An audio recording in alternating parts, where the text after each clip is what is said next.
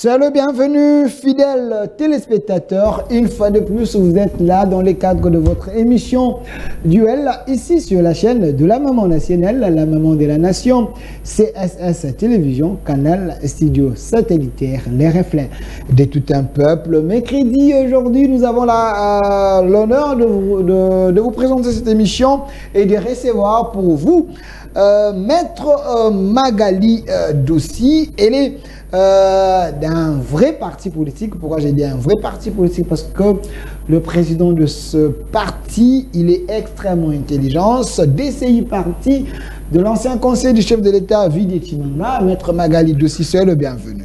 Bonjour Monsieur Delphin, merci pour l'invitation. Je salue mon co-débatteur. Je salue également les téléspectateurs qui sont, je l'espère, nombreux à nous suivre, tout en espérant et en souhaitant un débat républicain. Un débat républicain parce que la fois passée dans cette émission, il y avait quand même M. Aristote Ngarimé qui voulait que vous puissiez rejoindre le PPRD. En diffamant mon président, il a diffamé... Il est déjà acteur, il peut faire son entrée, il est déjà là. Il a diffamé mon président, une personne qui a été lavée et blanchie, donc acquittée par la justice. Il a insisté en disant qu'il a vu une vidéo dans laquelle il demandait 20%, alors que la justice a établi que cette vidéo était une vidéo séquencée, montée, dans le but de le nuire, parce que lui possédait la véritable version originale qui n'était pas tronqué. Donc vous n'êtes pas tenté par l'offre du PPRD pour rejoindre le parti de Joseph Kabila, parce que on a suivi même le secrétaire permanent adjoint Ferdinand Kambere qui dit Kabila peut revenir comme candidat président de la République.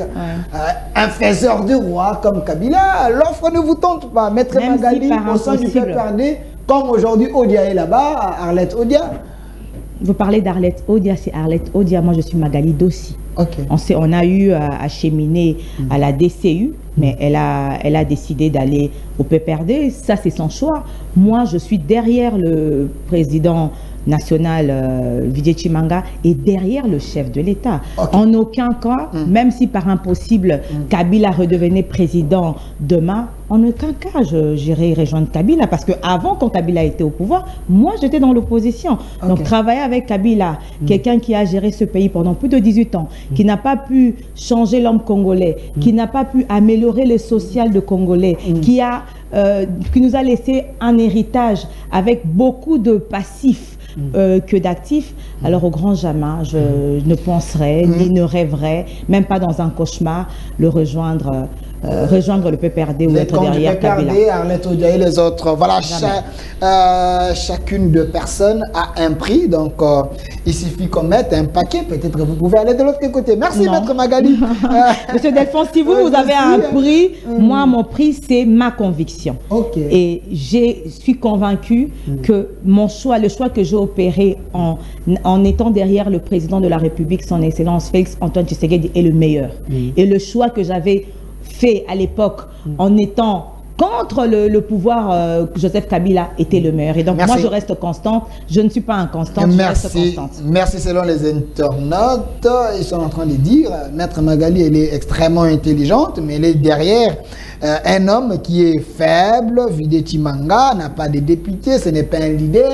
Vous risquez de perdre les quotas. Alors, non, mais quand vous dites ça, vous me poussez quand même à réagir, Monsieur Delphin. Je ne peux pas vous laisser dire ça et laisser passer 30 secondes. Je vous ai dit, je pense que ceux qui ont eu l'occasion de nous suivre dans une des émissions qu'on a fait, j'ai dit que c'était un choix stratégique du parti.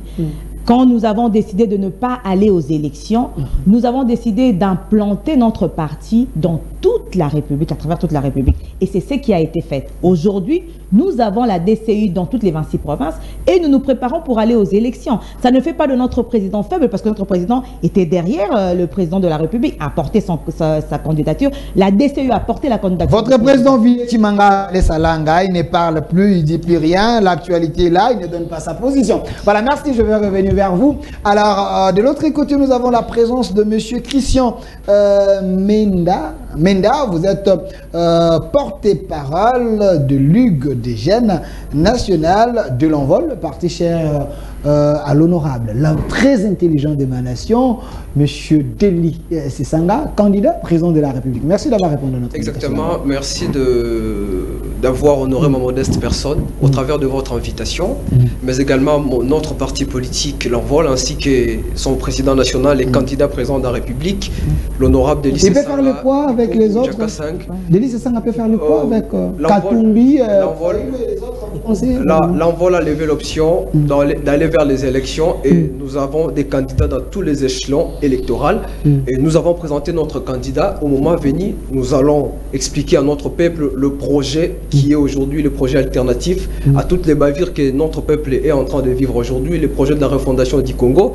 Là, nous revenons de la tournée de la refondation du Congo. Nous avons fait 5 provinces. J'étais là, j'ai accompagné le candidat président de la République. Oui, je vous avais vu, vous étiez avec lui, Sesanga faisait ses tours. Exactement, exactement. Et c'est dans cet élan que nous allons continuer, de sorte à doter à notre peuple, cette fois-ci, un candidat président expérimenté, avec une expérience de 3 législatures, non seulement cela, très intelligent et qui a un projet qui ne vient pas sur fond de substitution des candidatures d'autres personnes. Voilà, je sais que l'honorable... Donnez-moi d'abord la photo de le Premier ministre Sama, mais je sais que l'honorable Sesanga, ce qui est vrai, c'est un homme intelligent. Exactement. Il a pondu plusieurs réflexions, il est auteur de plusieurs choses. Mais on dit, mais Sesanga c'est un rebelle, Sesanga le centre, le main, Sesanga. Est-ce que ça vous met à l'aise, vous, le jeune, intelligent comme ça, derrière un ancien rebelle, pour les lire comme candidat président de la République? Est-ce que ça ne vous suit pas? Écoutez, ça c'est un argument étayé par nos amis de l'Union Sacrée, nos amis de l'UDPS, en perte de vitesse, qui n'ont pas d'autre sujet. En perte de vitesse? En perte de vitesse, ils n'ont pas d'autre sujet qu'exhiber sur la place publique des incongruités. En fait, l'honorable Deli Sesanga n'a pas fait la rébellion. Je dois recadrer, l'honorable Deli Sesanga a fait une lutte armée contre une lutte armée. Il y a une différence entre la rébellion et une lutte armée. Je vais m'expliquer. Contre un gouvernement issu de la rébellion, donc le gouvernement de Mouzé, qui dirigeait au mépris des dispositions constitutionnelles. Je suis sur ce plateau des juristes. Et qui avait relégué à l'époque Etienne Tshisekedi Akabeaka Monga pour aller faire les champs, qui avait restreint le pluralisme de notre politique, que nous nous sommes dit à Sun City d'aller vers une constitution et d'organiser les choses. Et donc, dans la différence qu'il y a entre une rébellion et une lutte armée, c'est que dans la rébellion, on prend les armes pour venir chasser un gouvernement constitutionnel. Voyez-vous, les cas du putsch qu'il y a eu au Mali, etc. etc. Mais dans la lutte armée, on vient pour restaurer l'état de droit. On vient pour remettre l'État dans ses rails. Parce qu'en fait, notre État était un quasi-État du temps de celui qui était à la manette. J'ai cité Mouzé Laurent Désiré Kabé. Alors, il fallait des Congolais qui puissent avoir le courage. À l'époque, il venait de finir tout ce qu'il avait comme ses études. Il revenait de tout ce qu'il faisait comme travailleur international, fonctionnaire international, si je peux le dire ainsi, pour venir lutter, pour mettre aujourd'hui cette constitution que nous avons, qui a amené aujourd'hui Félix Tshisekedi au pouvoir, et qui aujourd'hui ils sont en train de s'atteler autour de l'article 70 pour dire qu'ils vont y rester jusqu'à l'installation nouvelle. Et nous, au contraire, nous c'est le fruit du combat de l'honorable Sesanga. C'est le fruit du combat de l'honorable Sesanga. Alors, si aujourd'hui... Le bénéficiaire aujourd'hui, c'est l'UDPS et les autres. C'est l'UDPS et les autres. Parce que si aujourd'hui on veut parler de la rébellion, je vais vous dire qu'il y a eu un accord, l'accord de l'ASD, l'accord pour le sauvegarde du dialogue, entre Etienne Tshisekedi, Azaria Sourouberoa, ainsi que le général Onosombe et d'autres. Onosomba et d'autres. Donc, c'est Etienne Tshisekedi qui a aussi pris part à la rébellion. Merci à monsieur Christian Menda. Parti, vous êtes de l'Envol, parti de l'honorable Deli Sesanga, c'est de la bonne guerre, avoir autant de candidats président de la République, c'est à la CENI d'essayer de retenir les candidatures. J'ai appris, même Joseph Kabila va revenir comme candidat président de la République. Il y aura la présence également de Maître Gédéon Kolela qui va faire son entrée, mais il y a les DG. Les milliardaires, pas millionnaires, les milliardaires congolais, DG de l'entreprise spéciale Autogarage, SAG, M. Mathieu Tekizala, économiste, diaspora, congolais, c'est le bienvenu. Je remercie Cheikh Delphin, je remercie aussi les héros de la lampe, les hommes qui sont derrière, qui sont là au service de la nation, les caméramans. Ouais, monsieur Philemon, monsieur Tati, sont très nombreux, les anges de cette émission. L'équipe qui dirige la maison. La chaîne, on ne peut pas oublier, parce qu'ici, la direction n'est pas dans cette chaîne congolaise, on ne sera pas ici, et vous-même qui nous invite, parce que ce n'est pas tous les jours que vous pouvez avoir l'invitation. Et je ne manquerai pas aussi à la partie libérale de la démocratie du Congo, c'est-à-dire que les entrepreneurs, les commerçants, parce qu'un village sans commerçants, sans entrepreneurs, c'est aussi un village où la ruine s'installe. Et surtout qu'aujourd'hui, la démocratie du Congo, nous devons vraiment faire renaître le secteur privé de la société congolaise pour que et le chômage et les problématiques de déficit qui est énorme dans la démocratie du Congo, que nous puissions avancer. Il y a même un monsieur qui est aux États-Unis dit, mais Mathieu Tekizala, lui fait les syndicats des entrepreneurs, des chefs d'entreprise congolais. Nous l'aimons beaucoup quand il dégage ses idées. Donc, vous pensez réellement prendre le devant, hausser les tons pour qu'on considère ou réconsidère les chefs d'entreprise congolais. Je pense que le président Talon ne fait pas tâche à la République et qui gouverne aujourd'hui, même le président Ramaphosa. Le président américain qui était chef d'entreprise n'a pas fait tâche. Donc je crois qu'aujourd'hui, ce qui se passe avec la démocratie du Congo, le vrai problème est dans le terrain social et économique. Vous savez que le taux de chômage des Congolais, presque 6 décennies, on n'arrive même pas à faire le frontière des 11% de chômage des masses des gens. Donc vous voyez qu'aujourd'hui, nous devons faire renaître le secteur privé et les entreprises qui seront capables de permettre que les ressources humaines congolaises puissent revenir et même l'économie congolaise peuvent être une économie accueillante parce qu'une économie sans entreprise, ça n'existe nulle part. Nous sommes en économie de marché. Je connais le monde de l'entreprise, je connais l'économie parce que j'ai fait l'économie et le monde de l'entreprise, s'il n'existe pas dans un territoire, automatiquement, qu'est-ce que vous allez faire? Pour avoir un bon politicien, il doit travailler quelque part. Pour avoir un bon administrateur, il faut avoir des impôts qu'on collecte. Donc, pour avoir des élèves qui étudient correctement, comme Maître Magali est dans ce plateau, il faut avoir des avocats. Pour avoir des avocats, les avocats défendent qui? Les entreprises, les travailleurs, les institutions. C'est-à-dire que l'absence d'entreprise dans un territoire, la plupart des choses vont nous manquer. Merci, nous allons parler d'un sujet important. Mais monsieur Philémon, parce que vous êtes là, je vous aime beaucoup. Cherchez-moi la photo de monsieur Alain Foka, qui poursuivait la RDC. J'aimerais bien voir cette photo ici avant de passer à autre chose, parce que la thématique d'aujourd'hui, on va en parler. Gouvernement Samadé, pour quel objectif? On va parler des élections, processus électoral, sécurité sociale, économie, diplomatie et autres. On en parle sur ce plateau. Donnez-moi la photo de monsieur Alain Foka. Qui pour sauver la RDC? J'aime bien cette question, j'aime bien le monsieur. Maître Magali Dossi, aujourd'hui, nous voyons la Russie sous plusieurs sanctions. Monsieur Poutine est en Afrique du Sud. Il y a ceux qui pensent que les Africains doivent tourner vers la Russie, la Chine, pour que l'Afrique puisse trouver une boussole. Et les Congo, c'est la base de tout. Nous avons tout ici en République démocratique du Congo. C'est une question de curiosité. Les Congo peuvent pencher de quel côté? Parce que la RDC semble se noyer. Qui pour sauver la RDC? La Chine, la Russie, la communauté internationale, les Congolais eux-mêmes? Je pense que les Congolais, dans leur ensemble, et même ceux qui suivent le conflit, l'injustice, ce conflit injuste qui se passe sur le sol congolais, comprennent que la RDC vit deux injustices, injustice sur injustice, malgré tout ce que nous sommes en train de faire, malgré les dénonciations. C'est vrai qu'il y a certaines voix qui s'élèvent de certains pays pour condamner, mais ça s'arrête là. Il n'y a pas de sanctions. Nous voyons que la Russie est en train d'être sanctionnée. Des condamnations spectacle.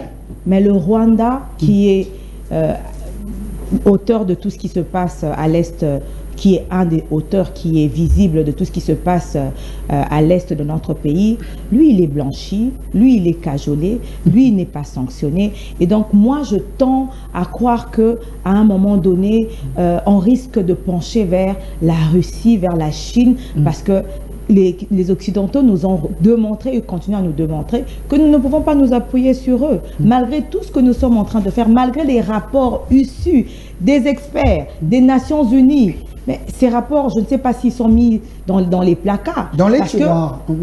Parce que jusqu'à ce jour, il n'y a aucune conséquence en termes de sanctions qui est appliquée contre le Rwanda. Et c'est une énième injustice. Le président Macron est venu ici, il a dit qu'il allait lui-même s'impliquer pour qu'il y ait des sanctions, mais jusqu'à ce jour, ça ne compte. Les sanctions ne comptent pas. Le président est venu prendre sa bière avec l'artiste Fali. Hein. Le Rwanda voilà pourquoi on vous condamne, vous, l'Union sacrée, en disant que vous avez une diplomatie très faible. Vous dites que vous avez une diplomatie agissante. Si aujourd'hui vous êtes en train de se plaindre en conseil, qui dit tous les voyages du chef de l'État n'ont rien rapporté, parce que vous dites que cette communauté internationale est laissée hypocrite. Mais vous savez que cette guerre... Parlons-en clairement. Vous savez que cette guerre, nous ne nous retrouvons pas uniquement face au Rwanda.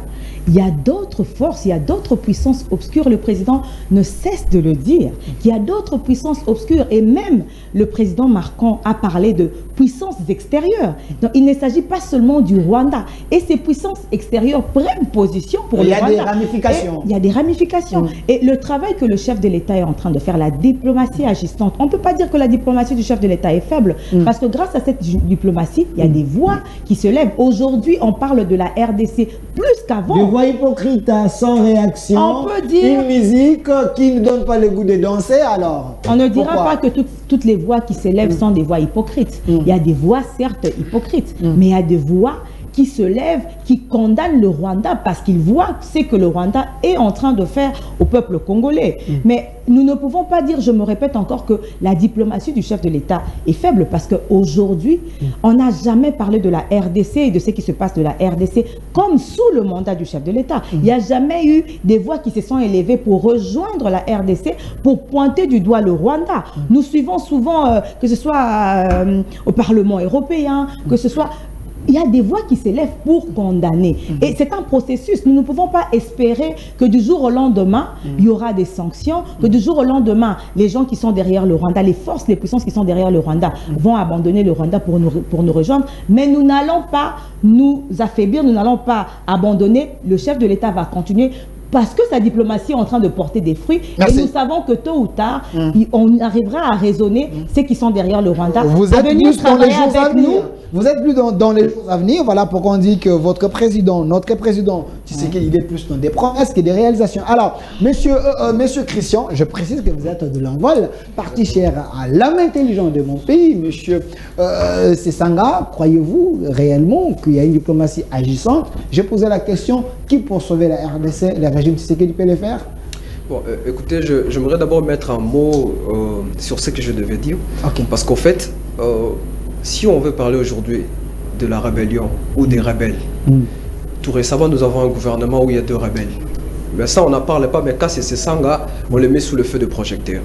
Deuxième des choses, vous connaissez la lettre d'Ibalaki, Claude Ibalaki, bien sûr, qui fait état de l'amnistie pour les M23 qui ont été hébergés ici à Kinshasa, cessation des poursuites des M23 et leur intégration dans l'armée.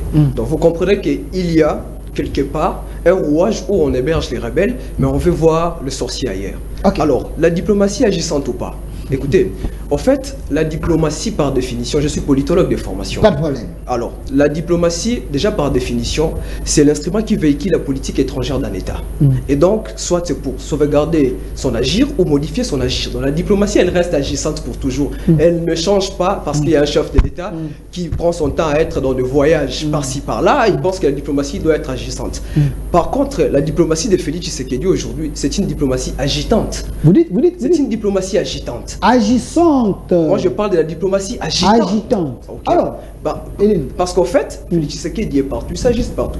Vous savez, il a fait plusieurs voyages qui n'ont pas apporté de fruits. Il était, écoutez, tout récemment, avec ses partenaires, ils ont parlé, mais personne n'a pu condamner le Rwanda. Devant la SADC, personne n'a pu condamner le Rwanda. Devant l'EAC, personne n'a pu condamner le Rwanda. Donc vous allez remarquer que cette diplomatie aujourd'hui, au lieu d'être agissante, elle est plutôt,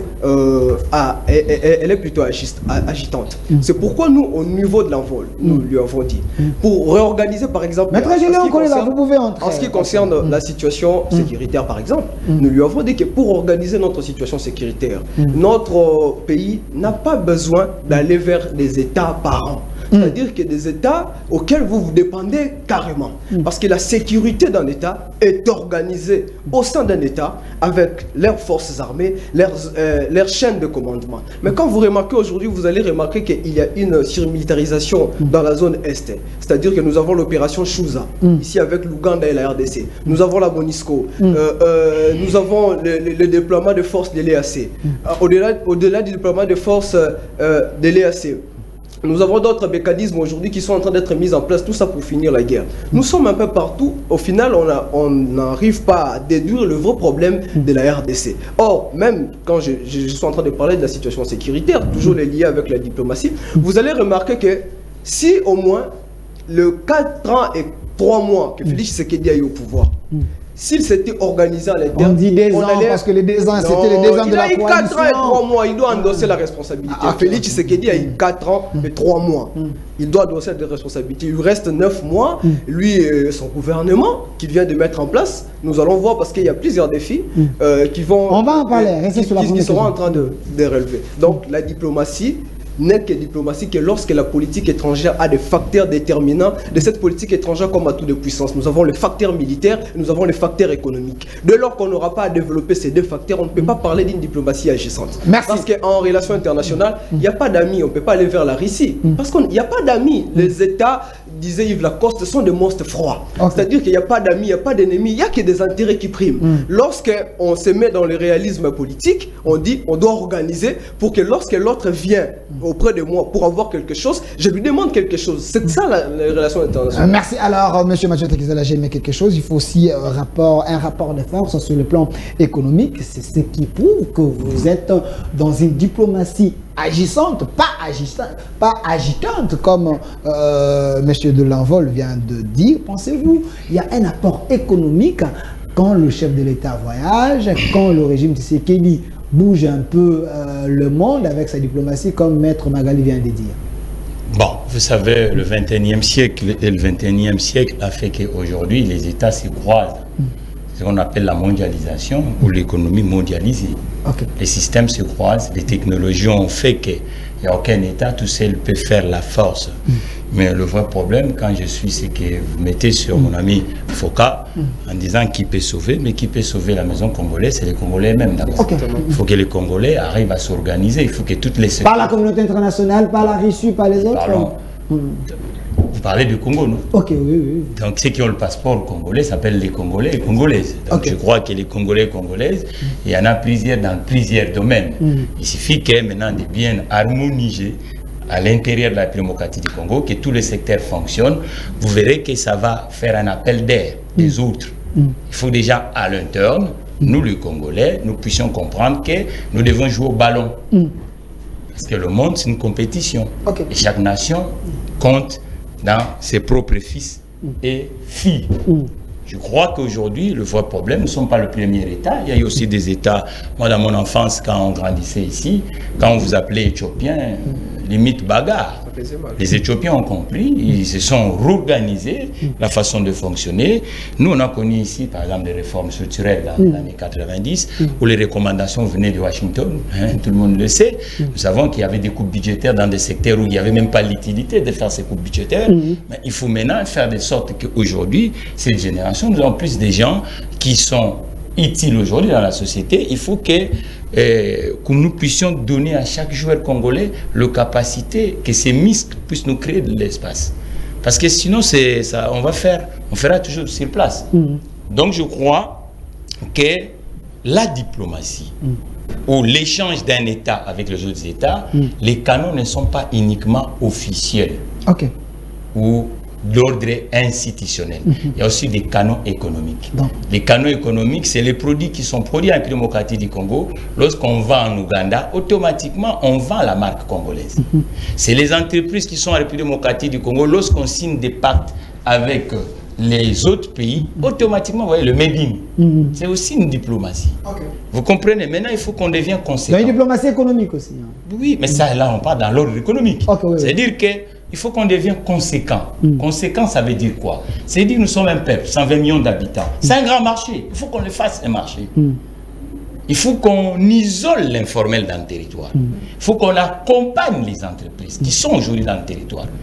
Lingala, on dit quoi? Liboke ya moninga, basombela yango, kwangate. Vous comprenez? C'est-à-dire que le lofu total, actif nabiso ezani, passif ezani.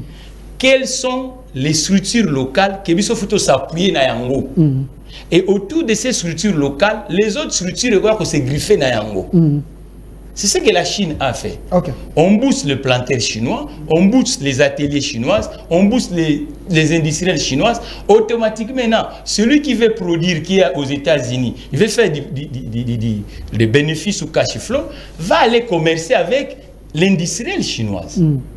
Et c'est ce que nous devons faire. C'est ce que l'Éthiopie a réussi à faire. C'est ce que le Maroc a fait aujourd'hui. 70% des véhicules sont vendus aujourd'hui en Europe et produits au Maroc.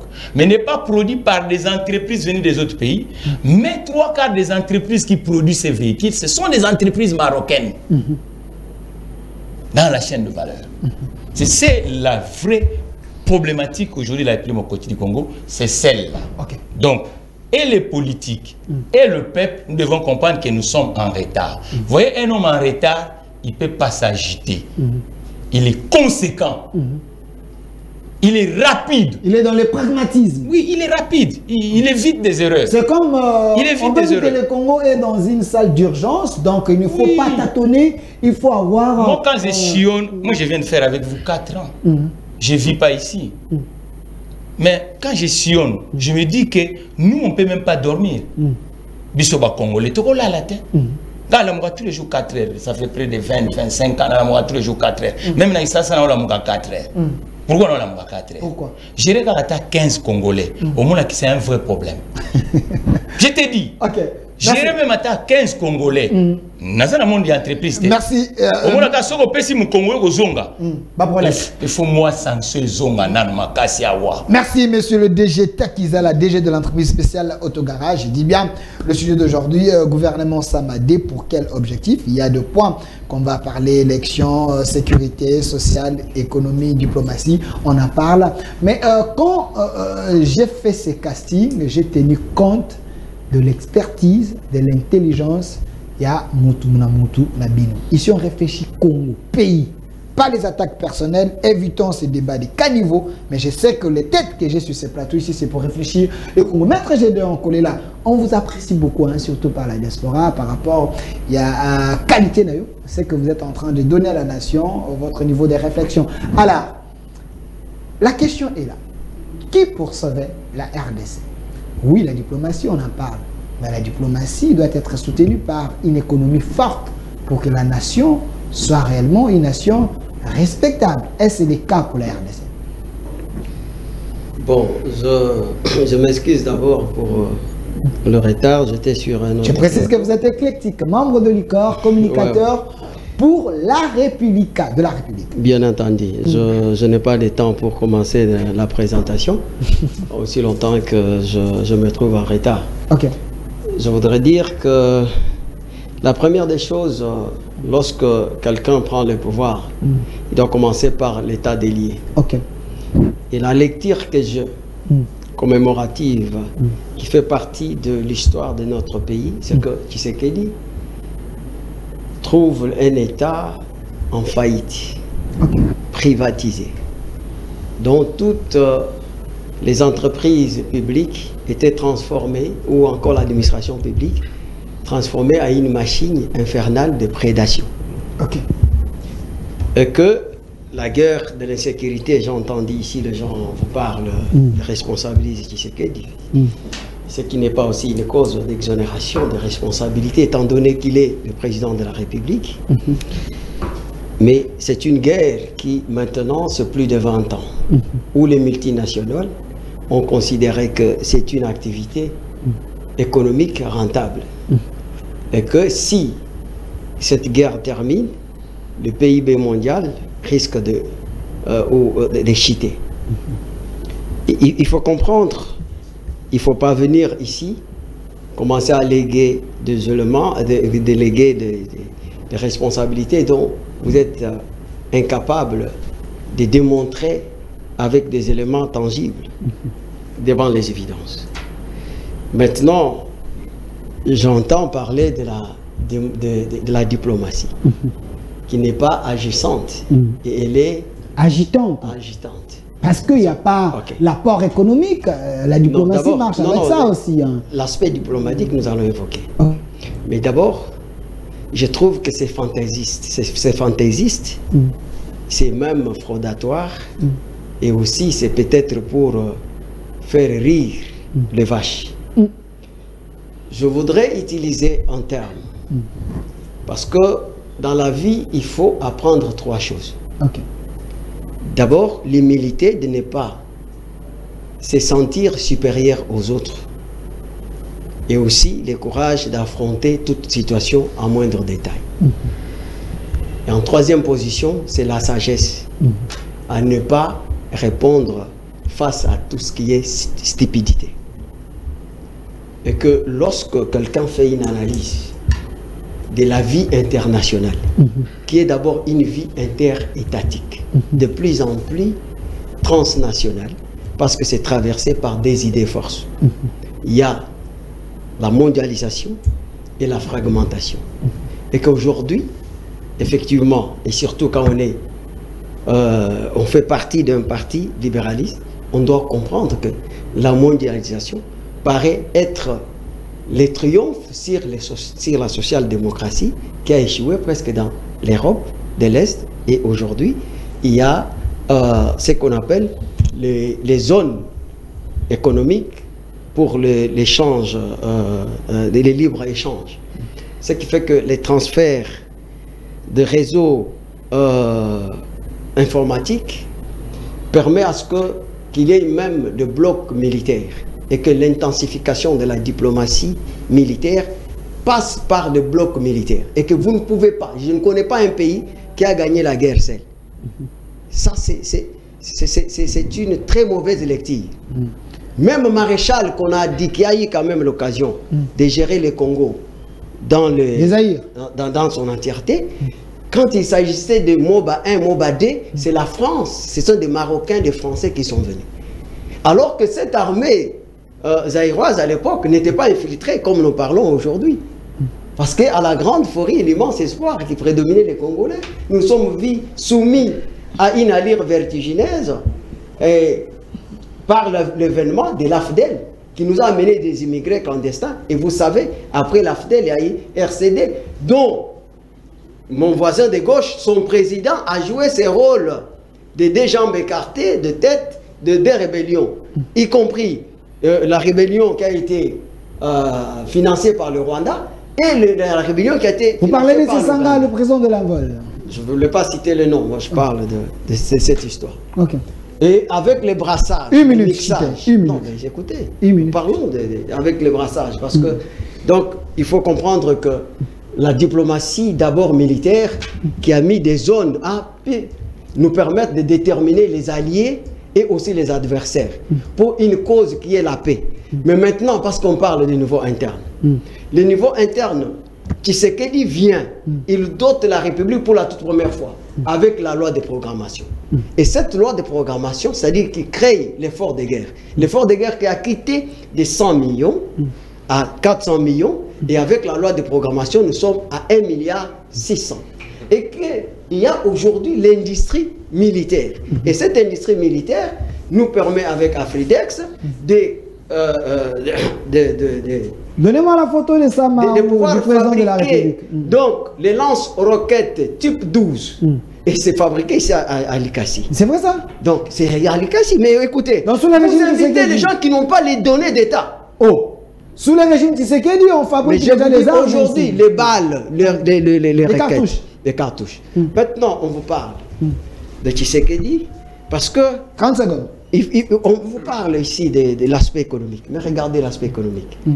Aujourd'hui, Tshisekedi vient toujours parce que la guerre que nous avons, l'élément fondamental de cette guerre qui attire tous ces gens, c'est quoi? C'est les minéraux. Et avec ces minéraux, qu'est-ce que Tshisekedi? Lorsqu'il a proclamé l'état de siège, qu'est-ce que c'est fait? C'est-à-dire que tous les mafiosi se sont vus en difficulté. Et vous avez trouvé même que le Qatar a essayé de jouer le rôle de beaux offices. De médiation entre le Rwanda... Parce qu'ils ont des usines là-bas. Au Rwanda. Au Rwanda. Et qu'aujourd'hui, Tshisekedi a signé le contrat commercial avec les Qatars. Et que les produits qui sont créés par les coopératives, parce qu'il a même transformé l'exploitation des carrés non couverts par les droits miniers dans des coopératives, et que nous avons vendu pour la première fois les diamants produits par les Crézais. Et vous savez, c'était à combien de millions? C'est ça l'économie, non? Donc, que nous sommes en train de... Mais les avancées. Et qu'aujourd'hui, le budget est à combien? Vous voyez, ce sont des éléments... On dit le budget là, c'est cosmétique, hein, parce qu'on ne sent pas... Non, c'est pas cosmétique, parce que, écoutez... Ça ne relève pas les entrepreneurs, ni les chefs de l'entreprise. Même dans la société, on ne sent pas... soyez pragmatiques. Hein.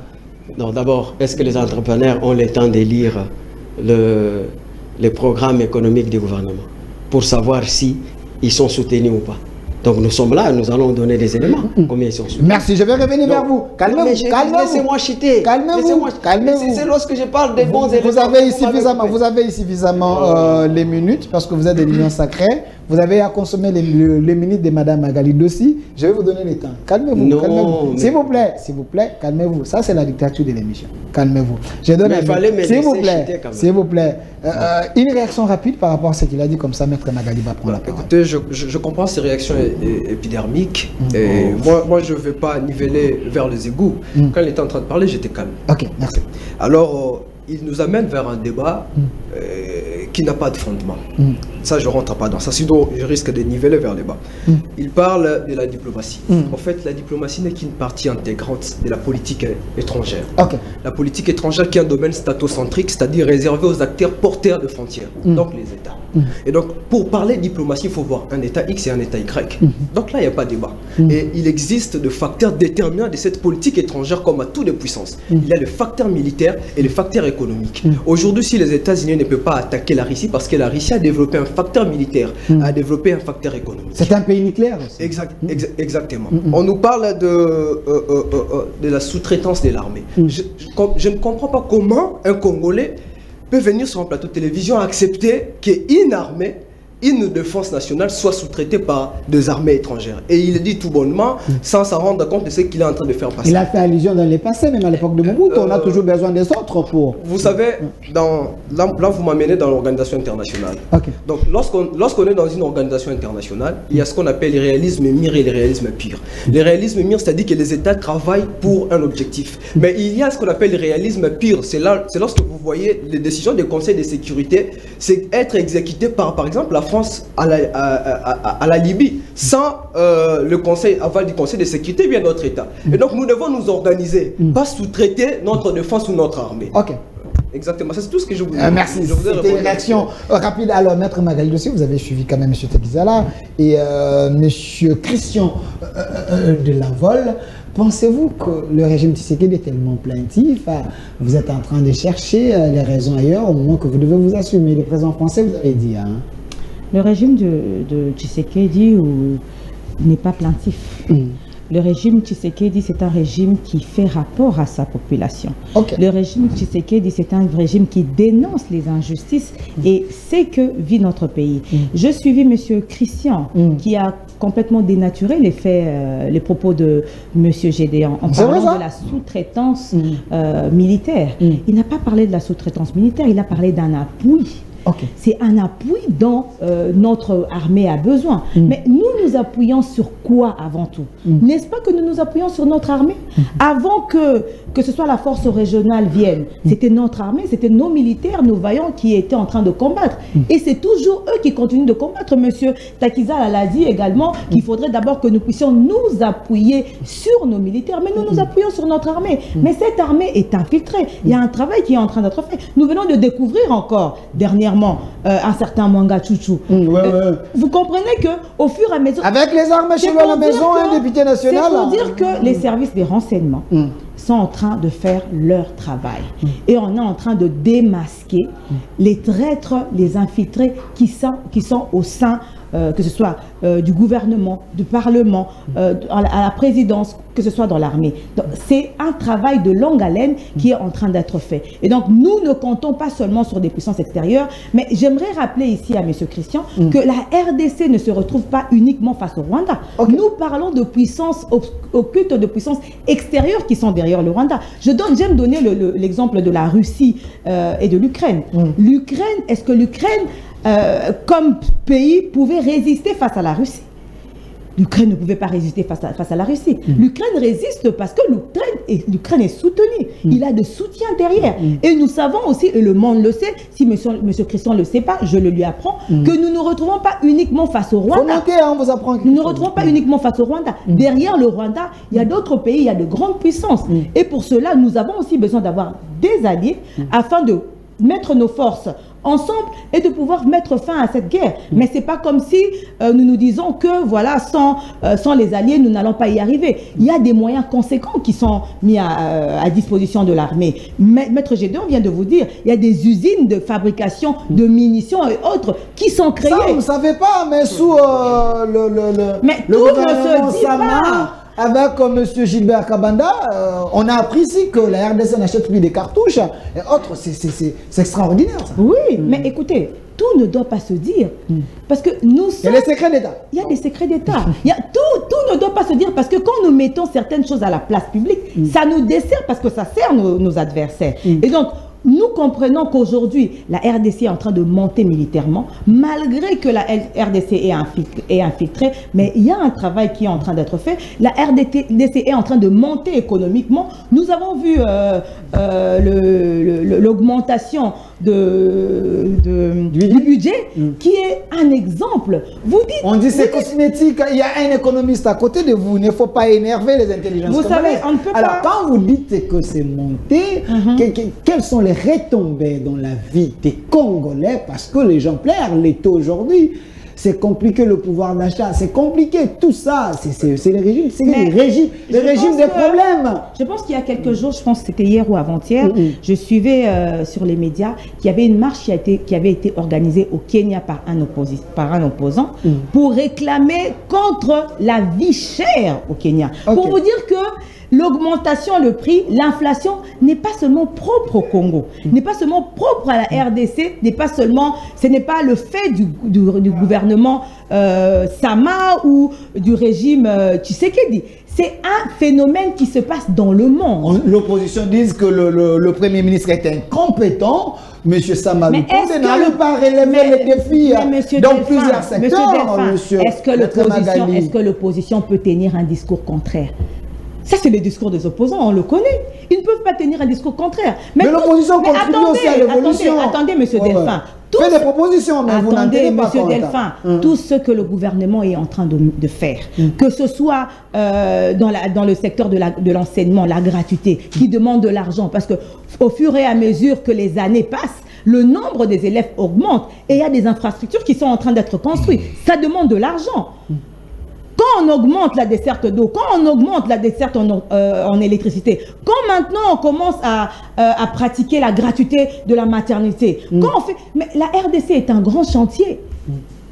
Le programme de sous Kabila, il y avait 4 milliards ou 5 milliards, c'était un chantier, mais quand même le peuple s'est retrouvé. Non, mais un chantier qui a produit quoi? Parce que si ça avait produit quelque chose de consistant, on aurait eu de bases solides et on aurait fait encore plus. Il n'y a pas eu de bases solides. Mais quelles sont ces bases solides? Nous pouvoir trouver quand même l'argent en banque. C'est ce que nous pouvoir trouver les institutions. Tu sais qu'il a trouvé une armée structurée. Tout ça, mais M. Delphin, on a trouvé des entreprises publiques dans quelle situation, dans quel état? Vous connaissez l'affaire Copyright? Oui. Alors? Mais je vous dis que... Attendez. Laissez-moi chuter. Il y a eu des situations qui étaient claires, qui étaient flagrantes qu'on a trouvées. Quand je parle des entreprises publiques, on les a trouvées dans quel état? On a trouvé la justice dans quel état? On a trouvé les routes dans quel état? On a trouvé la desserte en eau, la desserte en électricité dans quel état? On a trouvé les fonctionnaires, les militaires, dans quelle situation? S'ils avaient eu à poser des actes forts, on aurait trouvé mieux que ça et on aurait fait encore mieux que ça. C'est parce qu'on a trouvé une situation chaotique. Et on a 5 ans. On est à 4 ans. Mais dans 4 ans, on a fourni beaucoup d'efforts qui sont visibles. Mais bien sûr, c'est visible. Même cette population, je pense que j'ai eu à plusieurs reprises à démontrer que les actions du gouvernement soulagent la population. C'est vrai que ce n'est pas les actions du gouvernement soulagent la gratuité soulage la population. Cette population congolaise. Vous êtes une mère, les gens vous suivent à la maison. De quelle action du gouvernement soulage la population? Quand on parle du panier de la ménagère, cette ménagère qui envoie ses enfants sans payer un rang, alors qu'avant elle payait. Cette ménagère qui a de l'eau, alors qu'elle allait acheter de l'eau. Moi, je suis de Pigeon, j'ai vécu à Pigeon. Aujourd'hui, nous avons de l'eau. Avant, nous avons de sérieux problèmes d'eau. Quand cette femme qui allait acheter du charbon, de la braise, à l'électricité, cette femme qui est femme d'un fonctionnaire, qui a vu le salaire de son mari augmenter, cette femme qui est la femme d'un militaire, qui a vu sa rémunération augmenter, ça n'agit pas, ça ne soulage pas. Merci, Maître Magali. Si ce n'est pas rose, tout est rose, on ne peut pas dire que tout est noir. Merci, Maître Magali Dossi. Je n'ai pas fait l'injustice, quand même, c'est le mois de la femme. Il faut laisser plus à la femme les temps de parler. Alors, Monsieur le DG Mathieu Takizala, donnez-moi la photo de l'actuel ministre de l'économie. Parce que je suis devant un économiste ici sur ces plateaux. Il a vécu en France. Il sait comment les choses tournent de ces côtés-là.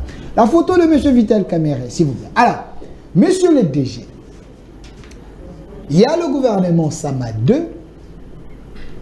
On a cherché un Messie ou un Cristiano. Parce que le match est déjà à la fin. 4 ans ou 3 mois, 4 ans plus 3 mois du régime Tshisekedi, il ne reste pas. 9 mois, on dit il faut maintenant marquer les buts. Vous donnez souvent l'exemple, il ne faut pas rester dans le pourtour, dans les gradins. Il faut jouer. On prend Kamerhe, on l'amène, on le met là comme ministre de l'économie. Selon vous, quel est l'axe prioritaire pour sauver quand même ce secteur sur le plan économique et que le peuple se retrouve? Bon, mon grand frère Vital Kamerhe, c'est quelqu'un qui comprend Donnez-moi la photo. Qui a fait l'économie, mais qui a travaillé beaucoup aussi avec l'administration, qui connaît aussi l'administration parlementaire, parce qu'il est le président de l'Assemblée nationale. La plupart des arbitrages d'un gouvernement, ça s'est fait au sein de l'Assemblée nationale. Mais maintenant, ce que je demanderais humblement, parce que c'est un économiste comme moi, à mon grand frère, qui doit s'entourer aussi avec les technocrates, ceux qui sont le technocrate praticien, le monde de l'entreprise. Parce que l'entreprise aujourd'hui est absent et démocratique. Je crois s'il s'entoure, s'il va avoir 10 conseillers, ça c'est un bleu, je demande... C'est un conseil gratuit, on ne vous paye pas, même si on est de la nation, continue. C'est un grand frère, je sais que VK, là où il est, il écoute aussi, qui a fait économie, mais il connaît l'État, comment ça fonctionne, il connaît aussi la réalité de la démocratie du Congo. Parce qu'être déjà président de l'Assemblée nationale, le roi, vous savez, il y a le lobby qui passe au niveau de l'Assemblée nationale, beaucoup dans la cité, on ne connaît pas. Mais présider cette maison, ce palais de Lingwala, c'est déjà, et puis il a été à la tête du ministère de l'Information. Je crois que, et puis il n'y a pas longtemps, il était collaborateur direct du président Tshisekedi. Donc rien que ces 3 positionnements, il a l'ouverture avec l'économie de marché. Alors je le dirais humblement, cher aîné, si sur le 10 conseillers, vous aurez même 4 chefs d'entreprise qui viendront bénévolement pour vous aider, ça peut l'aider, éclairer beaucoup de choses. Parce que l'entreprise a reculé depuis les années 80 un peu moitié. L'entreprise a reculé depuis l'année 80, mais j'aimerais que vous puissiez entrer dans les fonds. Oui, il doit être entouré. Pour faire quoi? Bon, vous savez, la politique gouvernementale est incarnée par la politique impulsée par un régime. Ok. Nous avons un régime qui est piloté par le président Tshisekedi. Lui, il avait un programme. Malgré tout le travail législatif a fait qu'au milieu de chemin, que ce soit le jeu d'alliance, parce que le peuple congolais n'a pas donné la majorité, parce que le gouvernement est présidé par la logique du Parlement. Il a fait la première alliance avec les amis du président Joseph Kabila. C'est là la quête des résultats. Ils se sont disloqués.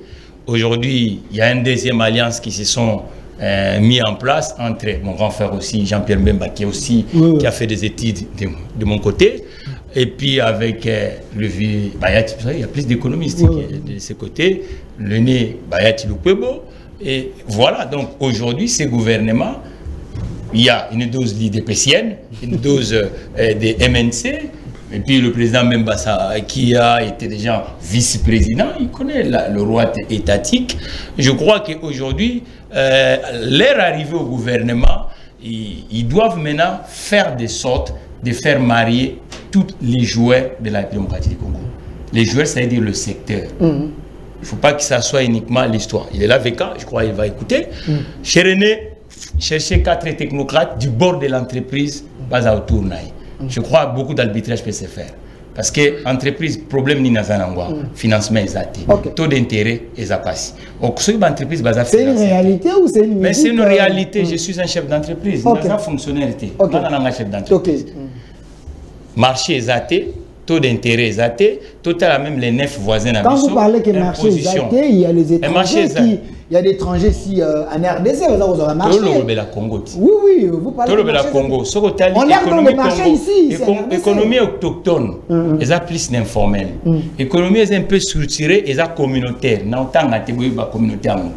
Et bango peso ko bando ça la carte ya villa qui ça somo les amois passi pour mon aba kota na moi boutique yo sali.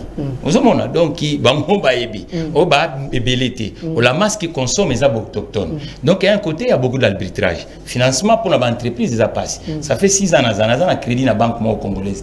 Aucune entreprise il faut stambola na crédit. Na ba variante aux molelo. Et puis direct d'étalement. Donc yo ko tambola ba peigne sur monde sur crédit na caractère ya consommation et ça a connotation parce que si vous avez un caractère d'investissement, ça rappelle un dengue mususu, oh lelo na crédit conso, na crédit investissement et un émoko, étalement mouké. Au crédit sur une entreprise, on reçoit un avant ou banda après toute la première échéancement. Mais pas au Sénégal le mois prochain, il faut ça. Il y a beaucoup d'arbitrage. Si vous avez autour de la douane.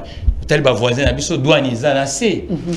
Problème énergétique. Ça c'est une réalité. Hein? Les problèmes énergétiques. Na kiti na bureau na ya kingabwa. Na ya 12e. Na tongo lelo ndengezana et ana couranté. Tout tambo na génératrice. Or so énergie déjà est cher automatiquement ils ont frustré l'entreprise. Donc là comme que tout ça na wan. Et puis entreprise revenu principal et entreprise ils a revenu il y a entreprise mususu. Ils a revenu il y a population té. Ils ont revenu à la population. Ils ont revenu, il faut avoir un contrat. La société a un territoire de 6 ans, a un contrat. La société, il y a des vrais problèmes. Je crois qu'il y a un signe humblement, modestement, Azali, à Tamboli Bisike Beli. Nenga Komiwana, Azala peut autour naïe, Kakana Batu, Bautina parti politique, Alukape, moi, Bazape Congolais. Bo Azo gérer entreprise, tout le monde a la réalité, la réalité est diverse.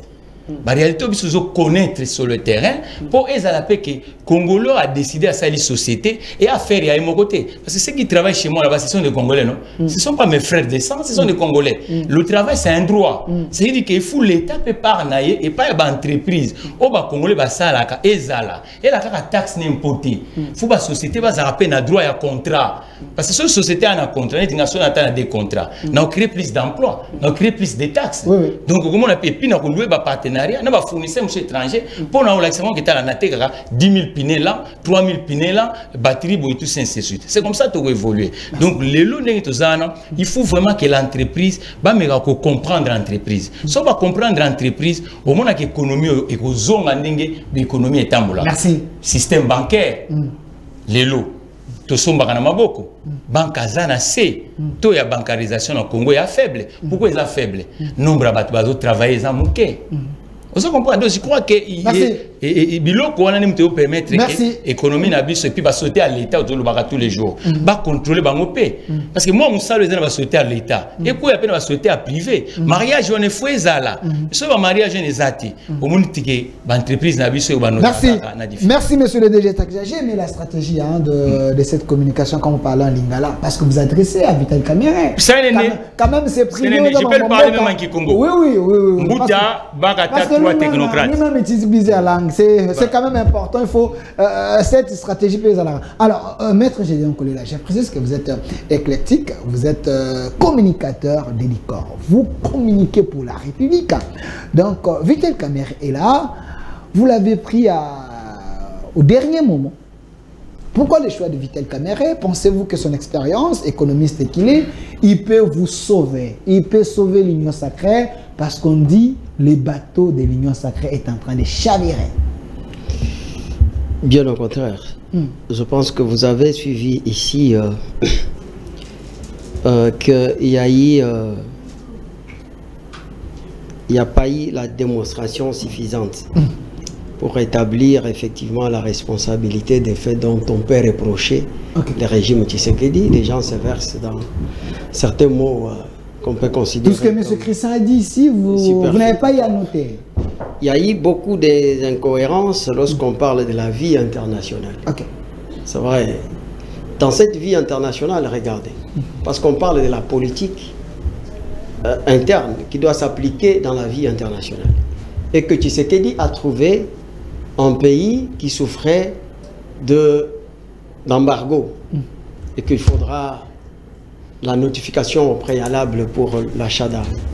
Et que la suppression a intervenu, c'est par cette diplomatie que vous avez voulu fouler aux pieds. Et je vous informe que c'est depuis Mobutu. On a eu Kabila Mouzé, on a eu Kabila fils. Ils n'avaient jamais amené cette diplomatie au niveau d'atteindre la suppression totale de ces préalables majeurs de la notification pour les achats d'armes. Que je vous dis qu'au-delà de ça, aujourd'hui, Afridex est en train de fabriquer des balles et des roquettes type 12.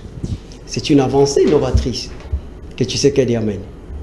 Maintenant, vous avez vu le propos phare de Macron qui vous dit que c'est fini parce qu'il n'y avait pas une politique et une diplomatie agissante, comme on dit, pour un peu bouger les instances internationales.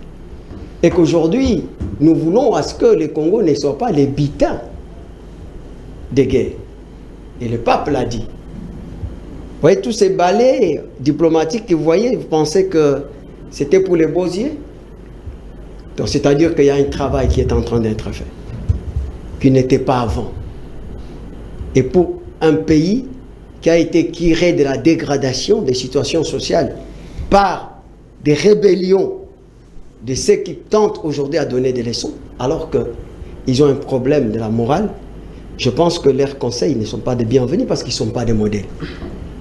Je suis de ceux qui pensent que la notoriété bonifiée soit-elle ne confère pas l'omniscience.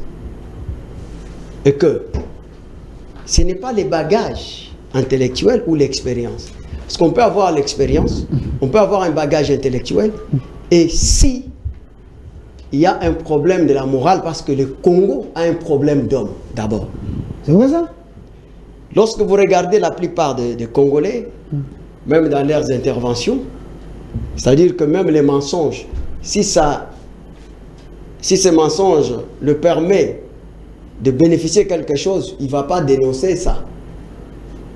Mais si le mensonge le permet de bénéficier de quelque chose ou d'accéder à une position de responsabilité, c'est une bonne chose. Ici, Vital Kamerhe, si je dois parler de lui, en dehors comme ministre de l'économie, en dehors de tout ça, les sauveurs il y a des de choses, ces secteurs, il y a des choses que j'attends. Qu'est-ce que j'entends de Vital Kamerhe comme président et comme ministre de l'économie? C'est qu'il puisse nous montrer que la fixation de prix, c'est un instrument privilégié de l'État pour non seulement harmoniser la vie sociale et économique, mais par l'application d'un système économique. Nous avons un système économique de fixation des prix qui est des libéralismes concertés et contrôlés. Et deuxièmement, il faut savoir que la fixation des prix, c'est aussi un instrument qui permet à punir les récalcitrants, la plupart des entrepreneurs que vous dites là.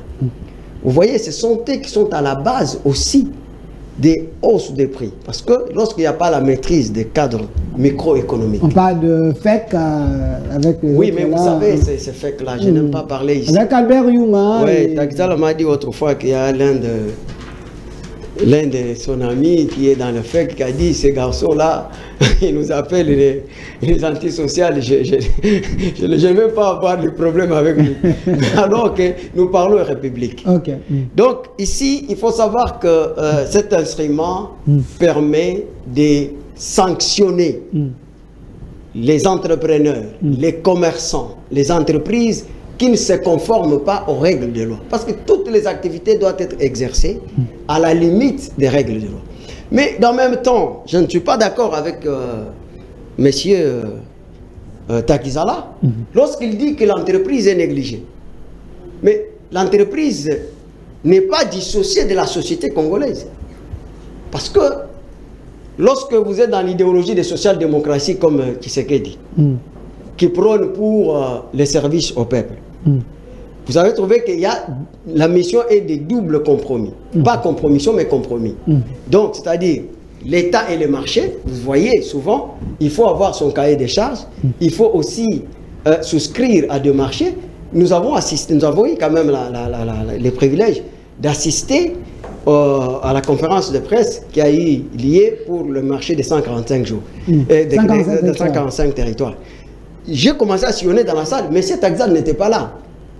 Il y a par exemple à l'Équateur, il faudra construire 700 routes.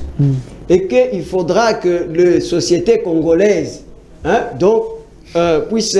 Mais quelqu'un ne peut pas se pointer comme ça, il faut l'inviter, il faut les considérer. Inviter qui?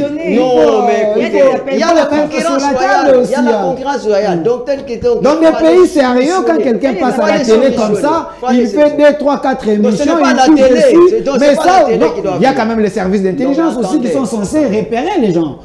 Dans des pays sérieux. Ce n'est pas de marché de gré à gré. Quel pays sérieux? Quel pays sérieux? Dis-moi. Moi, j'étais en Europe comme lui. Lui, il n'habite pas l'Europe, il habite ici. Et moi aussi, je dois dire que j'habite l'Europe. Ma famille est là, lui, sa famille est là, mais nous sommes ici. Est-ce qu'il ne sait pas que ici, FPI ici, je l'ai dit autrefois, ce n'est pas la première fois. Il y a d'abord ces entrepreneurs qui sont accompagnés par les systèmes d'exonération. Vous voyez, par les systèmes d'exonération. Qu'est-ce qu'ils font avec ça? Au lieu d'organiser la pêche et tout ça, vous les voyez avec l'exonération, mais ils vont aller en Namibie pour nous amener des poissons. Des chinchards. Des chinchards. Et après ça, ils vont racoler des choses pour mettre les prix trop bas. Et plus bas, plus haut, plus tôt. Alors, prenez les cas de l'alignement des bailleurs de fonds pour la politique économique. Donc, il faut avoir un programme. Est-ce que M. Takizala a déjà son programme qu'il a déposé au ministère de l'Industrie pour qu'on voit si réellement M. Takizala ne sera pas financé? Je lui ai dit de me consulter. Il ne m'a jamais consulté, il me fouille. Il sait que je suis juriste d'affaires. Pourquoi il ne me consulte pas? Vous lui proposez les autres? Mais non, il aime qu'on le soutienne, mais lui ne veut pas soutenir les autres. Mais alors que nous devons travailler en symbiose. En symbiose. Vous voyez? Donc, arrêtez.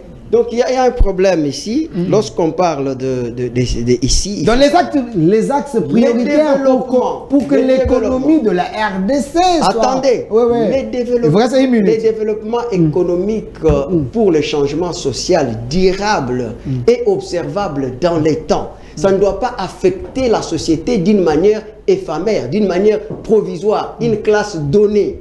Donc, il faut savoir que ça doit affecter la collectivité pour modifier donc, la cour de l'histoire. Et c'est même une révolution. Et ce que a commencé, c'est une révolution. Où il trouve aujourd'hui, parce que les gens ne comprennent pas. Vous ne pouvez pas parler de budget si, néanmoins, les systèmes économiques, qui est l'ensemble des activités économiques, vous voyez, donc qui contribuent. Vous ne pouvez pas parler de changement d'économie s'il n'y a pas d'épargne. Aujourd'hui, vous avez parlé des réserves qu'il a trouvées à 1 million ou quoi. Mais aujourd'hui, il y en a combien? Comprenez?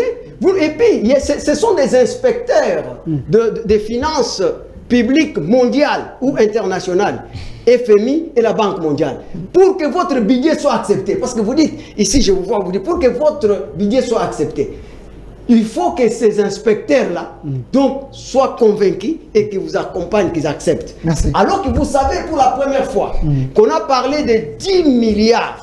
Et la Banque mondiale Et les FMI, ils ont dit non, non, non, non, non, non, non, pas question. À cette époque-là, Bazaïba n'était pas encore dans le gouvernement. Il a fustigé, il a relié pour dire voilà ce que la Banque mondiale vient de dire. Et aujourd'hui, si vous voyez le FMI, la Banque mondiale avec, c'est-à-dire qu'il y a un travail qui est en train de... Merci, maître Gédéon.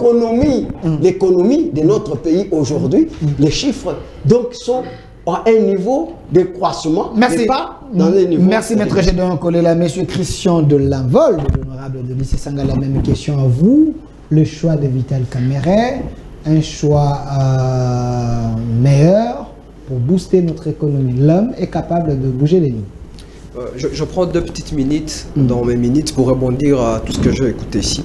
Vous voulez payer les arrières? En fait, l'intégrité territoriale et la souveraineté de notre État, il est vrai que mise à rude épreuve par la recrudescence de la sécurité avec l'activisme militaire d'IM23 soutenu par le Rwanda, mais également la résurgence de ce conflit aujourd'hui fait suite aux mauvaises décisions, des décisions inconséquentes de Félix Tshisekedi, qui a trouvé notre État avec une situation sécuritaire de maintien de l'ordre public et qui a introduit notre État dans une situation sécuritaire d'occupation. Aujourd'hui, on parle ici, mais il y a à l'est du pays des espaces qui sont occupés. Ça, c'est la première des choses que j'aimerais relever. L'embargo, il n'y a pas eu embargo depuis 2008. Je viens de prendre la résolution ici, je viens de prendre la résolution 1807 du Conseil de sécurité. L'embargo a été levé contre le gouvernement congolais, mais c'était contre les groupes armés qui menaçaient l'intégrité territoriale de la RDC. Ça, il ne peut pas parler de ça sur un plateau de télévision. Il va cacher, c'est une vérité. Et aujourd'hui, quand vous voyez que les mêmes causes produisent les mêmes effets, c'est-à-dire que les mêmes causes pour lesquelles le Conseil de sécurité avait donné l'embargo contre les groupes armés en République démocratique du Congo, c'est ce que ce gouvernement de Félix Tshisekedi et son régime ont encore repris. Aujourd'hui, on prend des gens qui ont tué, qui ont massacré comme des réservistes dans l'armée. Est-ce que vous trouvez ça normal? Dans un état normal, on ne peut pas prendre des gens qui sont des groupes armés, etc., etc., les prendre comme des réservistes pour l'armée. C'est comme si on n'est pas organisé. Donc c'est des mauvaises décisions. Ce sont des mauvaises décisions. On les paye attaquer, tout Congolais qui se pointe pour aider quand même son pays. C'est pas tout Congolais. On parle aujourd'hui de l'infiltration. C'est là où je vais lui dire que l'honorable Denis Sesanga n'a pas fait la rébellion, a fait la lutte armée. Je le répète encore parce qu'il n'était pas sur la... S'il vous plaît, c'est son temps de parole. Quand vous parlez, il était calme. Calmez-vous. Je te calme quand tu parlais. C'est là que j'ai dit, j'avais donné la différence à votre conseil de l'Union sacrée de vous donner cette différence-là parce qu'elle avait noté.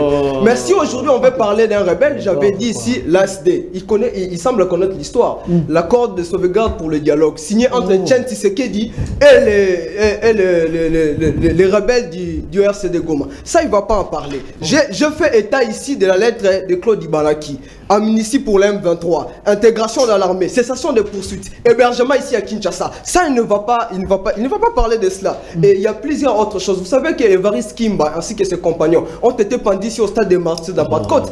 Qui était ministre de l'Intérieur? C'était Etienne Tshisekedi. Vous savez comment il a justifié? Etienne Tshisekedi l'a justifié comme pour dire ça sert de la pédagogie pour des gens qui vont s'opposer au gouvernement de Mobutu. Non, il faut dire l'histoire. Les peuples doivent connaître que s'il y a eu des gens qui ont participé, qui ont soutenu les rébellions, Etienne Tshisekedi en fait partie. D'ailleurs, quand il a été nommé Premier ministre, il avait réservé 6 postes à Mouzé qui étaient dans la rébellion. Ça, on doit le dire. Ça, on doit dire la vérité. Ça, c'est l'histoire. Tshisekedi avait réservé 6 postes à Mouzé qui était dans la rébellion pour lui dire laisse les armes et reviens. Donc, il voulait légaliser la rébellion. Exactement.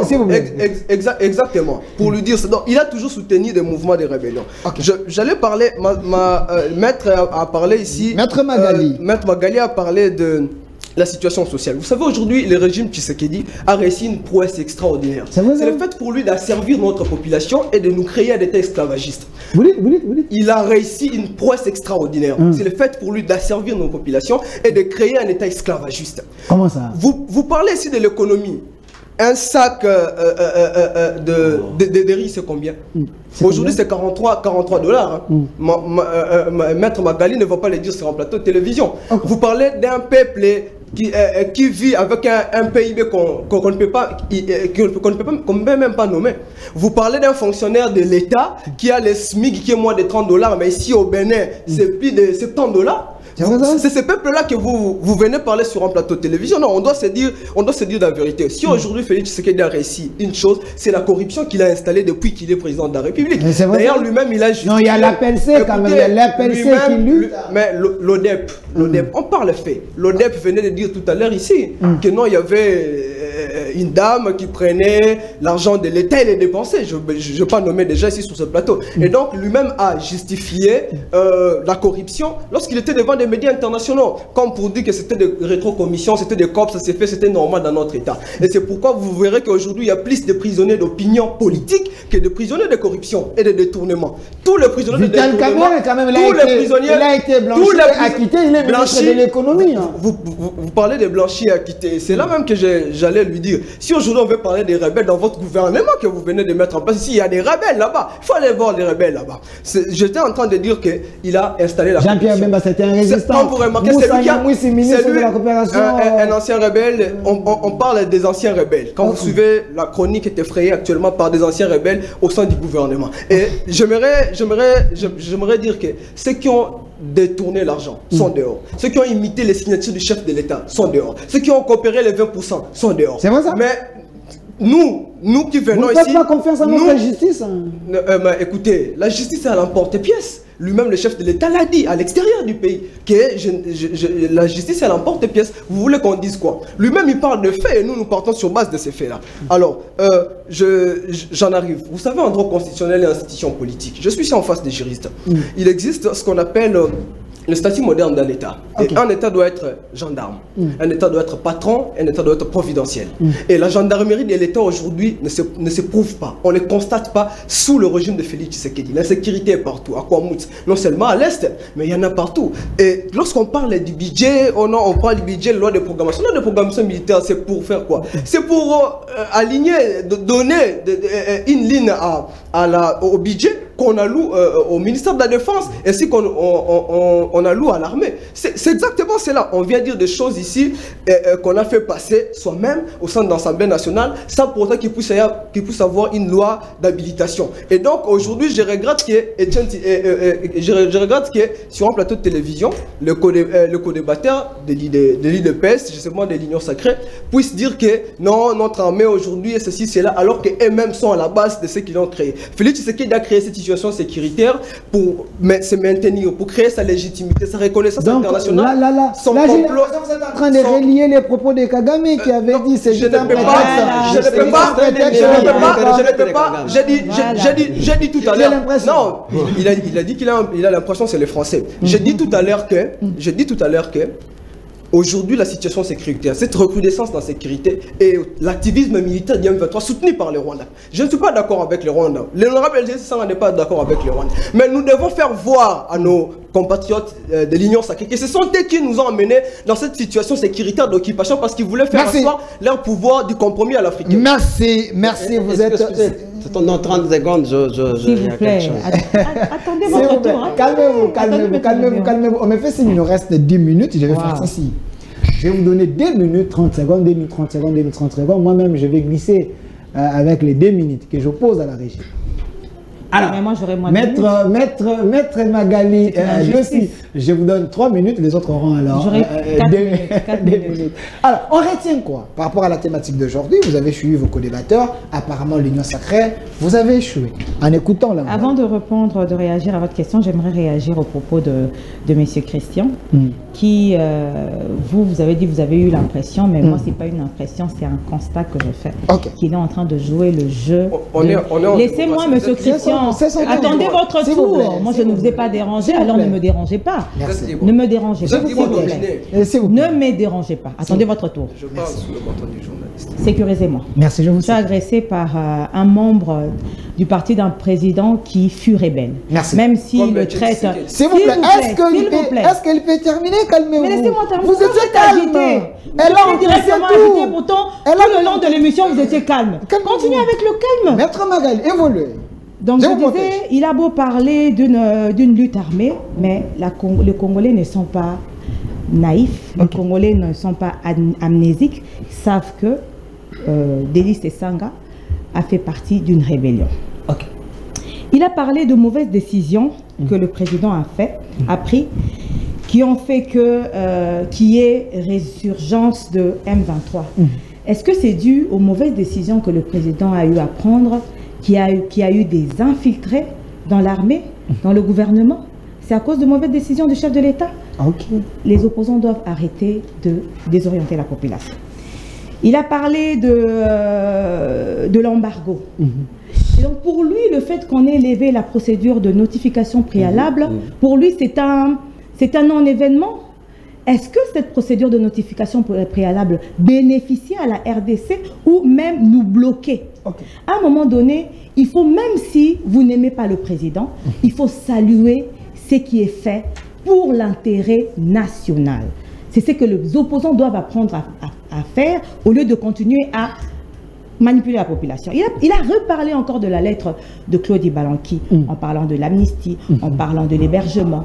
Mais même si c'était les pères avaient réservé 6 postes pour... Cette lettre, je pense qu'il y avait même eu une réaction pour dire qu'on n'a jamais demandé le retrait des arrêts contre certains membres du M23, mais on a demandé la suspension. Et même cette suspension est demeurée sans effet.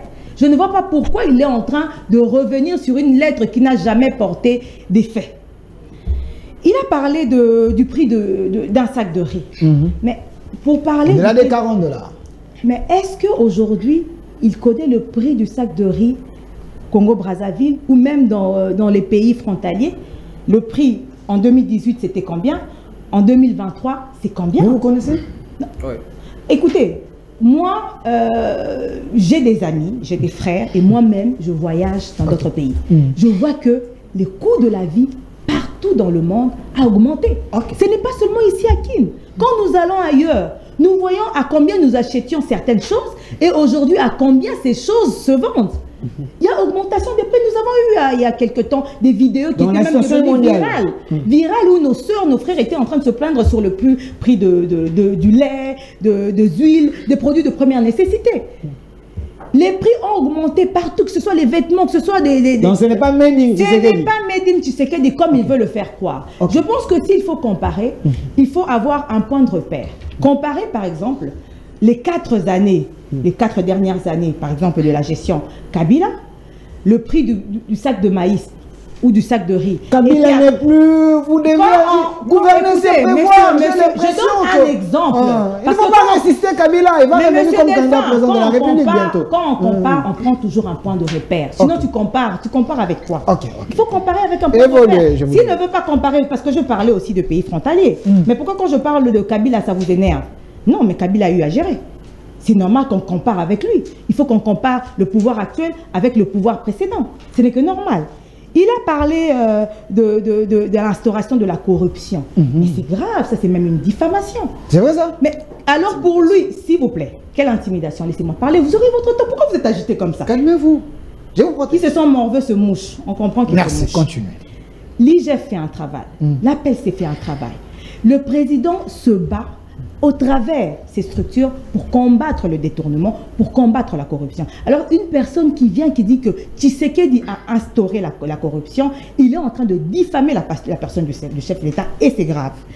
Il parle de prisonniers politiques. J'aimerais qu'il me donne des exemples des personnes qui ont été emprisonnées à cause de leur opinion politique. Vous savez, lorsque on arrête une personne qui ne fait pas la politique, là, on ne parle pas de ses opinions politiques, mais dès qu'on arrête un politique, directement, on veut faire croire que les politiques ne peuvent pas commettre des infractions, ne peuvent pas violer la loi. Et donc, pour moi, pour chuter par rapport à la nomination, que ce soit de Kamere, que ce soit de Bemba, que ce soit de Mboussa, je pense que... Vous avez nommé des rebelles, il a dit ça là. Mais lui déjà, il est dans un parti où son président fait un axe rebelle, donc il doit être inconfortable pour parler de cela. Pour moi, je salue ces nominations parce que ces personnes ont de l'expérience, ont les compétences et ont le profil qu'il faut. Merci Maître Magali Dossitré. Voilà, autant de messages. Alors, monsieur le DG, Mathieu Takizala, on retient quoi et qu'est-ce qu'il faut faire? Vous êtes chef d'entreprise, vous voulez que ces secteurs puissent être considérés et que vous puissiez avoir le marché comme il faut. Vous savez, quand je suis dans ce plateau, je ne représente pas Mathieu Takizala. Un secteur où dans tout le pays, sur ce secteur, n'agissent pas, on va être popularisé. C'est comme le cas de la démocratie. Okay. Ce n'est pas l'affaire personnelle de M. Takizala. Et dans toutes les nations, il y a un indicateur, on dit le moral des chefs d'entreprise. Elle a un sens dans la logique économique. Je crois que si l'entreprise n'a été prise en considération, on ne va pas voir le taux de chômage qu'on a et l'exode qu'on a. C'est vrai ça? Vous comprenez? Donc l'entreprise n'est pas prise en considération. Ça c'est l'indicateur.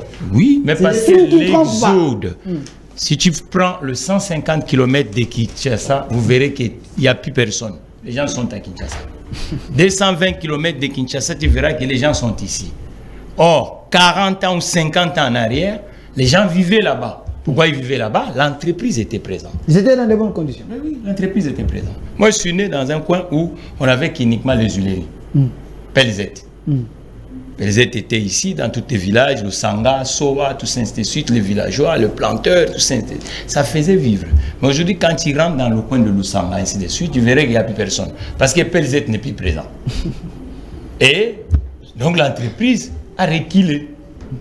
L'entreprise est prise en considération lorsque vous allez voir que l'infrastructure ne vous fait pas défaut. Quand l'entreprise était prise en considération dans ce pays, nos routes existaient. Le pays n'était pas enclavé, le pays est enclavé aujourd'hui. Il y a des recoins du pays où même le vélo ne rentre pas, mon frère. Oh, il ne faut pas dire ça, on est quand même au 21e siècle. Quand même.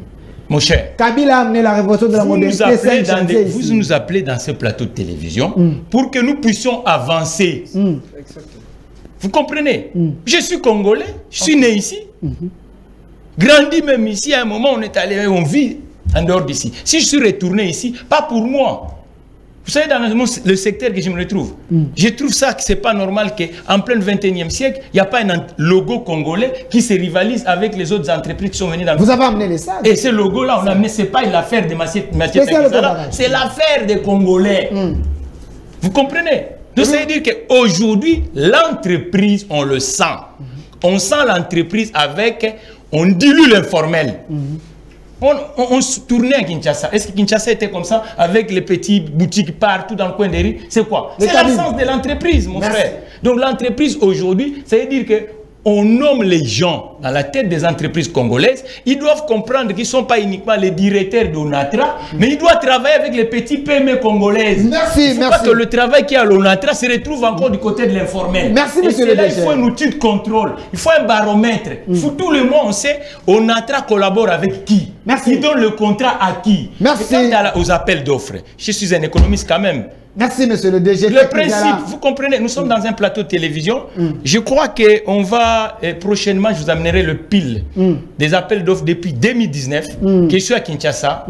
Et regarde, il y a un moment, il faut qu'on sache. C'est une entreprise. Ça, c'est une entreprise. Il y a des gens, le juriste à l'intérieur, les économistes, ainsi. Il y a des gens à l'intérieur qui travaillent. Donc, si vous partez non, s'il vous plaît. Si vous partez dans une salle où les gens, si c'est FAO, envoie une demande d'appel d'offres pour gagner quelque chose, vous ne verrez pas le directeur général de CFAO là-bas, non. C'est une entreprise. Je vous dis qu'aujourd'hui, avec mon aîné Vital Kamerhe, il doit comprendre qu'il doit visiter d'abord les entreprises. Merci. Parce qu'il y a le ministre de l'économie, avec des pics inflationnistes, il doit tourner autour des entreprises. Il doit discuter avec des entreprises. Voilà. On ne doit quitter pas avec des associations en disant on a vu la fête. Comprenez le souci. Il faut que monsieur Vital Kamerhe parle avec nous, les chefs d'entreprise. Merci. Non, moi pas personnellement. Il doit visiter les entreprises.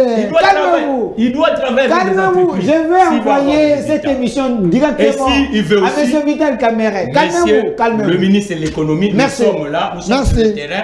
On va discuter comme les professionnels sur le terrain, comment on peut avancer. Et on peut pas c'est là, pardon, papa, le Mokwawa, parce que l'entreprise est belée, il y a ok. Et il y a on s'en nyonso, comme à 50 camions, et on peut mettre un garage dans la carte. Vous comprenez? À son magapiné, quand on a la nationalité.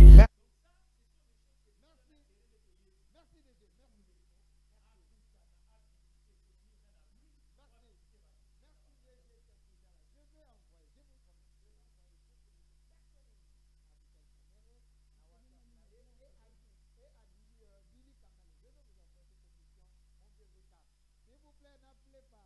Là, je vois le diapo, il parle.